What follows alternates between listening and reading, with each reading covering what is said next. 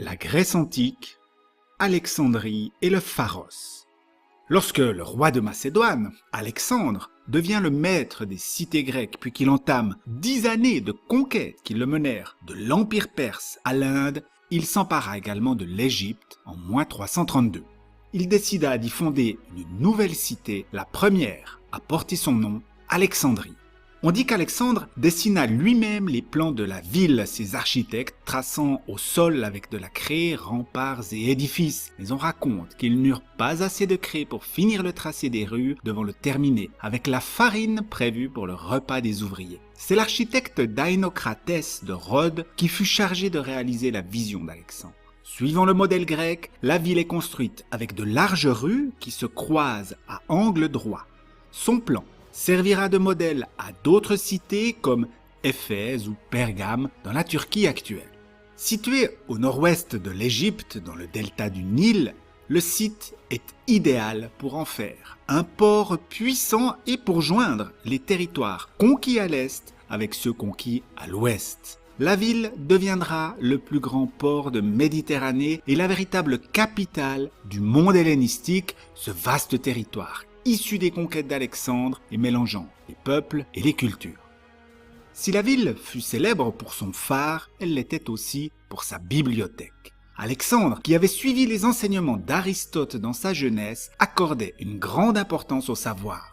Il voulait que sa cité soit aussi une capitale des sciences et des arts.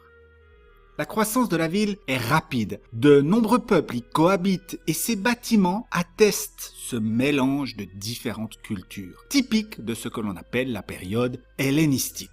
Plusieurs éléments relevés sur son plan montrent que c'était une ville bâtie sur un modèle grec, par exemple le temple de Poséidon, le gymnase, le théâtre. Mais d'autres éléments sont égyptiens, comme les temples dédiés aux divinités Isis et Sérapis. Dans tous les domaines de la vie de la cité, les habitudes grecques et égyptiennes se sont mêlées. C'est ce mélange unique qui fait d'Alexandrie une ville unique. Lorsqu'Alexandre meurt en -323, l'Égypte revint à Ptolémée, fils de Lagos, un ami d'enfance d'Alexandre.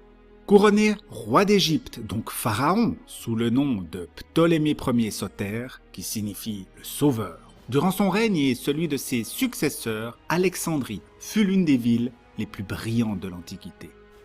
De nos jours, une ville moderne surplombe l'emplacement exact de la cité antique, rendant les recherches archéologiques très compliquées. Mais grâce aux textes des auteurs grecs ou romains qui ont visité Alexandrie dans l'Antiquité, on peut imaginer à quoi ressemblait la cité, même si la précision manque parfois.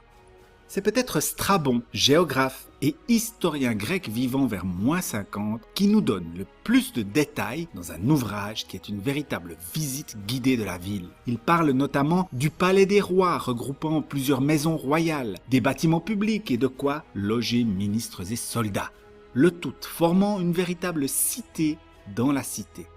Aujourd'hui, cet endroit est effondré et se situe sous le niveau de la mer. Alexandrie était célèbre pour ses édifices somptueux, ses maisons et son phare, l'une des 7 merveilles du monde. Construit vers 280 avant Jésus-Christ, le phare, visible à 50 km à la ronde, est considéré dans l'Antiquité comme l'une des 7 merveilles du monde. Mesurant entre 100 et 135 mètres de haut, il est surmonté d'une statue représentant Poséidon, Zeus ou Hélios, le soleil, selon les auteurs. Il est aussi décoré de portraits et de statues des Ptolémées. Régulièrement entretenu, il est utilisé jusqu'au Moyen-Âge où il fascine encore les voyageurs arabes et européens. De nombreux tremblements de terre l'abîmèrent et il dut être réparé à plusieurs reprises, mais il s'écroula définitivement aux alentours du XIVe siècle et disparut au fond de la mer.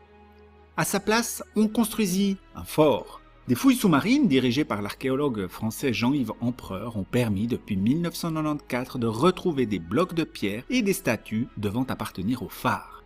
Depuis la construction du phare d'Alexandrie, ce mot dérivé de Pharos, le nom de l'île sur laquelle il était construit, bien ce mot désigne les tours que l'on trouve sur les côtes maritimes et dont la lumière sert à guider les navires pendant la nuit. La ville était également une riche ville commerçante. Alexandrie se distingue dans la fabrication de nombreux produits comme des plaques de verre brutes, des poteries, des mosaïques, des teintures, des objets précieux réalisés par exemple en verre.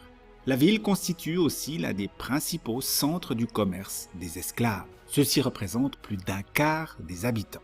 À Alexandrie, à l'époque hellénistique, plusieurs religions cohabitent, grecques, égyptiennes, romaines et juives. Les temples des dieux grecs et romains côtoient les temples des dieux égyptiens et les synagogues non données au lieu de culte des juifs.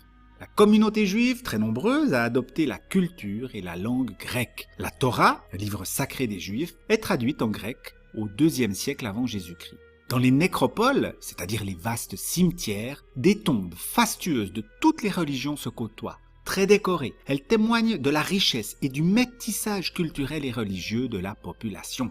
D'après les croyances de l'Égypte ancienne, la momification permettait d'accéder à la vie éternelle. Elle était réservée aux pharaons et à ses proches. À l'époque ptolémaïque, donc à l'époque des Ptolémées, cette pratique de momification se répand dans une partie de la population, en particulier dans l'élite, qu'elle soit d'origine grecque ou égyptienne. Dans l'oasis du Fayoum, une région située au sud d'Alexandrie, on a retrouvé plus de 1000 momies portant un portrait peint sur du bois inséré dans les bandelettes au niveau du visage. Ces portraits de Fayoum, d'un style très particulier, mêlent des apports grecs et romains à la tradition égyptienne. Le plus important sanctuaire d'Alexandrie, c'est-à-dire lieu consacré à une divinité, est le Sérapéum, le temple de Sérapis, la principale divinité de la ville.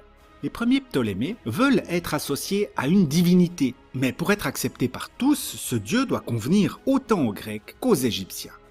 Ils créent alors un dieu issu d'une fusion entre plusieurs dieux égyptiens et grecs. Le culte de Sérapis se répand dans tout l'Empire romain et même jusqu'à Rome.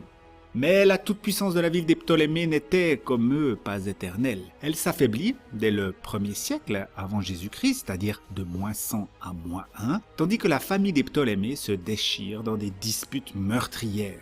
La reine Cléopâtre VII de la famille des Ptolémées, la fameuse Cléopâtre, fut la compagne et la partenaire des deux généraux romains les plus puissants de cette époque, Jules César, puis Marc-Antoine. Elle conclut avec eux des alliances politiques et militaires. De -44 à -30, elle règne avec son fils, Ptolémée XV Césarion, le fils de Jules César. Vaincue par Octave, le futur empereur Auguste, c'est-à-dire le tout premier empereur de Rome, vaincu donc lors de la bataille d'Actium en -31, Cléopâtre se donne la mort par morsure d'un serpent. L'Égypte perd alors son indépendance et est rattachée à Rome, devenant son véritable grenier à céréales. C'était la fin de l'Égypte des Ptolémées et le début de la riche et céréalière Égypte des Romains.